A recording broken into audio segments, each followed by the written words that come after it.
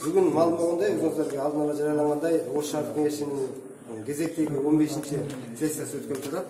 Мінекей азырда көрдіңіздер, бүгінгі күні сессияға күн тәртібінде негізінен 7 мәселе бекітілді. 7 мәселенің 2 біздің негізгі іс пландағы мәселе, қалған 5 мәселе бұл қосымша мәселе болып есептеледі.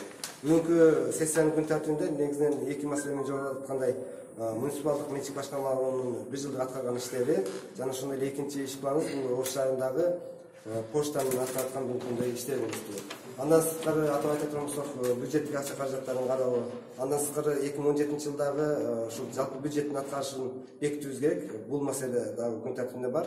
Дағы бір осындай мәселелердің бірі, мінекей бүгінгі күнде ішкерлер бойынша іс алып кетіп жатамыз.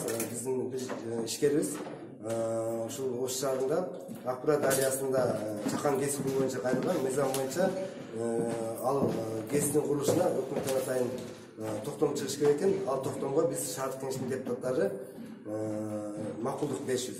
Бұл мәселедағы бүгін Ош шаһар кеңесінің сессиясында күн тәртібінде қаралып жатыр. Мақұлдық бересіздер?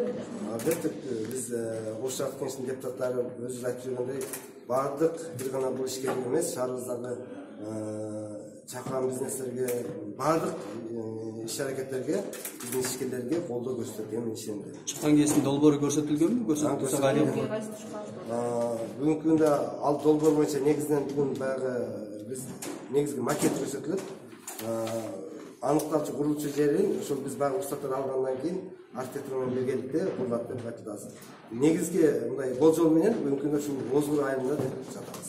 Канча акча кетиши мүмкүн? Ал бүгүн баягы мен айткандай уруксат бергенден кийин жалпы долбоор иштелип чыкканда, ошол долбоордун ичинде бул эми мамлекеттен эмес, ошол жеке ишкер өзү курам деген долбоор болуп жатат.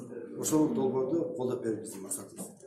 Бюджеттин аткарышы боюнча дагы эмнени айта аласыз? Бюджеттин аткарышы боюнча биз негизинен бул маселени Ош шаһар кеңесинин туруктуу депутаттык комиссиясында каралган. 2 жолу каралды бул маселе. Негизинен өткөн 2017 жылы негизги тармак болуп социалдык багыт болуп эсептелген. Негизинен биз өткөн жылы бекитип берген ушу иш планы боюнча аткарылган. Мен ойлойм, бюджеттин аткарышындагы 2017 жылда биздин шаһар кеңесинин депутаттары бекитип бергенин ойлойм. Рахмат, жакшы.